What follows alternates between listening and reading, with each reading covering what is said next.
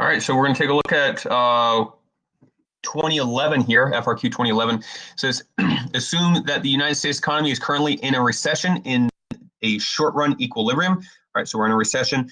Draw a correct label graph of the short and long-run Phillips curve and use the letter A. Okay, so to show a recession, in a recession, you have high levels of unemployment.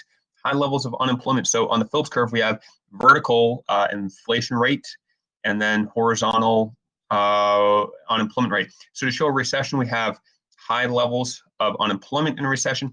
If it had been equilibrium, the intersection would have been right here at the LRPC. And if it had been an inflationary period, in inflation, we have, well, high inflation. So if it had been inflation, it would have been over here. All right.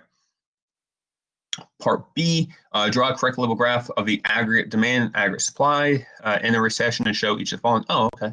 So we want to show this on an ADS graph. So to show a recession, sorry, 81 here. So to show a recession, it means our current level of output is going to be less than our potential level of output. That LRAS line there represents the potential at full employment here. So the intersection is just to the left. This is because real GDP and unemployment are inverse. You'll notice that the dot over here, our economy is to the right of the that long-run Phillips curve, and over here it's to the left of the long-run aggregate supply line. The long-run aggregate supply line represents our potential real GDP at full employment, whereas the long-run Phillips curve actually represents full employment, so around 4% or so. C, to balance the federal budget, suppose that the government decides to raise income taxes. Okay, so you increase taxes while maintaining the current level of government spending. On the graph drawn in Part B, show the effects of increase in taxes. So if the government taxes you more, that means you have less money to spend. If you have less money to spend, you're going to have less consumer spending and consumption spending. So with less consumer spending, there's less spending. Demand goes down. Remember, spending and demand are directly related. So with less spending, you're going to see a decrease or a leftward shift of the demand line. So demand shifts to the left. Part D, assume that the Federal Reserve uses monetary policy to stimulate the economy. Okay. What open market policy? Wow, open market. So you buying or selling the bonds. That's what they're asking you. So to stimulate the economy, that means to grow the economy. You want an expansionary. You can take a look at the flow chart here. Is open market policy. You're going to buy bonds. Buying the bonds is going to grow that economy. So buy bonds using correct little graph of the money market. You can look at the flow chart. When you buy bonds, the money supply line shifts to the right. And if you have more money out there, then it should be cheaper to get that money. So your nominal interest rates begin to decline. If you are someone who's watched these videos back to back to back, you'll notice that there's a repeating theme. All these questions are asking kind of the same thing over and over and over again. Hopefully you're starting to learn how to crack that code. Part D3, what will be the impact of the policy on price level? Explain. Again, this is straight from the flow chart. If you see that nominal interest rates go down, it's going to be cheaper to borrow money. So people borrow more and spend more. And when you borrow and spend more, you're going to see that prices are going to go up. So one point is earned for including that price levels will increase because interest sensitive spending. When interest rates go down, you're going to see more I sub G or investment, and then C, consumption, causing AD to go up. All right.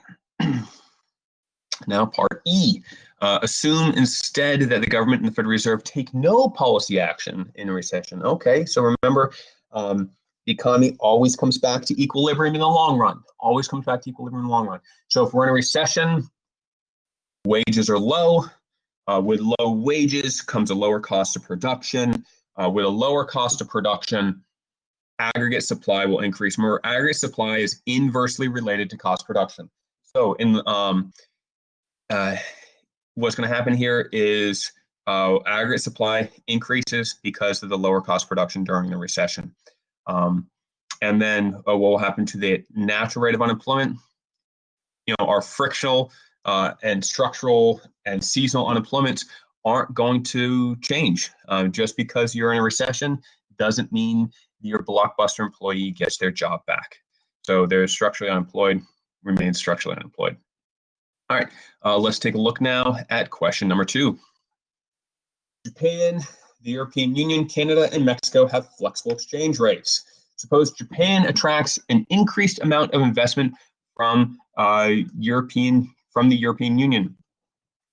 All right, so maybe they had higher interest rates or something like that. So the Europeans are dumping their money into Japan. Using a correctly labeled graph of the local funds market in Japan, show the effect of the increase in foreign investment. All right, so Europeans are dumping their extra money into Japan. That means you're going to see that increase of extra money. Remember, the supply of local funds is extra money. Europeans are dumping that extra money into Japan. Yay, great. This is great for them. Remember, with loan funds, you have, if you get a loan, that's for real.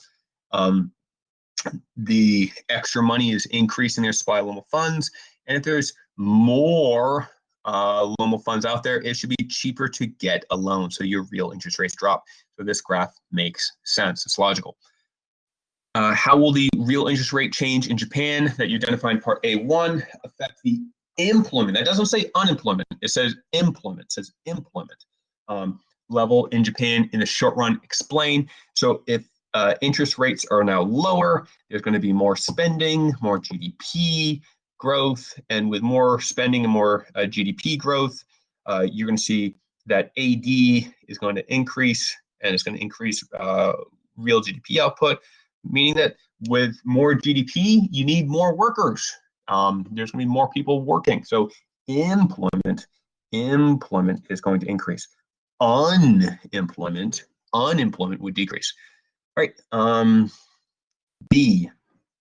Suppose in a different part of the world, the real interest rate in Canada increases relative to that in Mexico. Okay, so if interest rates in Canada go up, Mexico is going to want to invest. They're going to want to buy those higher rates, higher financial assets, those bonds.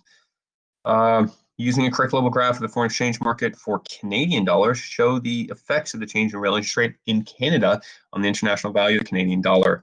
All right, so Mexico is going to seek that higher rate of return. You know, they want to invest and get a higher rate of return. So they're going to have to supply their Mexican pesos and then demand the Canadian dollar. Let's see here. So they want you to show this for the Canadian dollar. So it means that you're going to see an increase in demand of the Canadian dollar. Let's go ahead and show that. Yeah, so you're going to see quantity of Canadian dollars. You're going to see increase in demand of it. They want more of it, so increase that demand. They're trying to get those Canadian bonds that yield a higher rate of return. How will the change in the international value of the Canadian dollar? So the Canadian dollar appreciated, they're demanding it more, affects Canadian exports to Mexico. So if the Canadian dollar appreciates, if it's now it's more expensive to get the Canadian dollar, so it's more expensive to get the Canadian goods. So Canadian goods now seem more expensive. So if Canadian goods seem more expensive, they're going to sell less of them. So exports are going to decline. Canadian exports to Mexico will decrease. Why? Because their stuff is going to seem relatively more expensive because their currency has appreciated. Okay, the bank. All right. Based on Seawell Bank balance sheet, calculate the required reserve ratio. Remember, you're only required to hold on to a percentage of the demand deposits. So you're required to hold on to a percentage of these demand deposits. So they have required reserves is 2,000. Demand deposits is 10,000. So this just means it's 20%. 2,000 is 20% of 10,000. Suppose that the Federal Reserve purchases $5,000 worth of bonds from Seawell Bank. What will be the change in the dollar value of each of the following immediately after the purchase? So if they buy $5,000 worth of bonds, with bonds, all of that money is considered to be excess. With bonds, all the money is excess. You know, they're not changing the demand deposits at all. If the Fed buys $5,000 worth of bonds, my checkbook doesn't magically go up. The demand deposits aren't changing. And because the demand deposits aren't changing, the bank isn't required to hold on to any more of that. So all of that 5,000 is excess. You're going to see that the bonds went from 7,000 down to 2,000. So magically, that $5,000 worth of bonds that they sold off, all that cash, is all going to be excess. It goes right in here. That $5,000 in excess, right in there. The bank doesn't have to hold on to any more of it. They're not required to hold on to any more of it. Why? Because the demand deposits did not change. So let's scroll down here. Yep, 1.0 for saying the excess reserves increased by 5,000, and the bond demand deposits is still just 0. Calculate the maximum amount of money that the money supply can change as a result of the purchase of bonds by the Federal Reserve. So the maximum amount that can be changed in the money supply.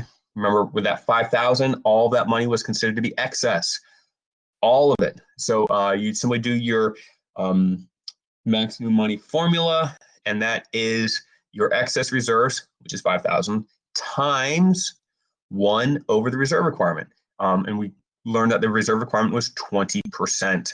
So 5,000 times 1 over 0.2. 1 over 0.2 is 5. So 5,000 times 5 will get us that 25,000. There we go. So it's just our excess reserves here times 1 over the reserve requirement. So 1 over 0.2 to get us the multiplier of 5. All right, part D here.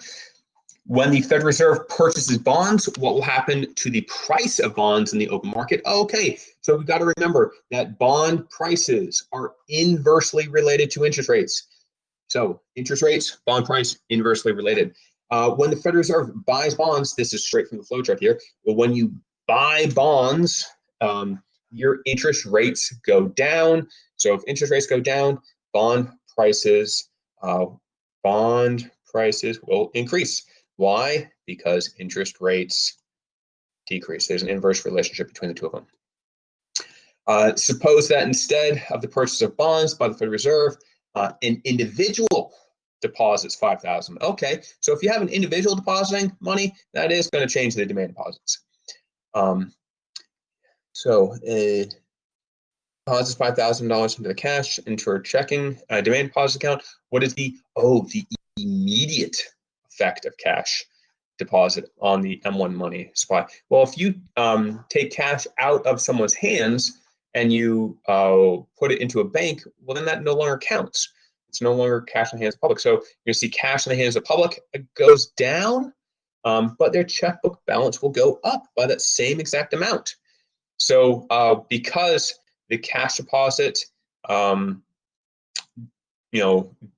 will not impact the money supply, and this is because cash goes down, cash in the hands of the public goes down by 5,000, but your checkable deposits goes up by 5,000. So they kind of negate each other out. And that's just because it's the immediate effect. Now, yes, this bank could lend out a portion of this. They could lend out 80% of that 5,000. So eventually they could increase the money supply, but the immediate impact before any loans are issued is no change. All right, that's 1, 2, and 3 from 2011. Hopefully that helped out.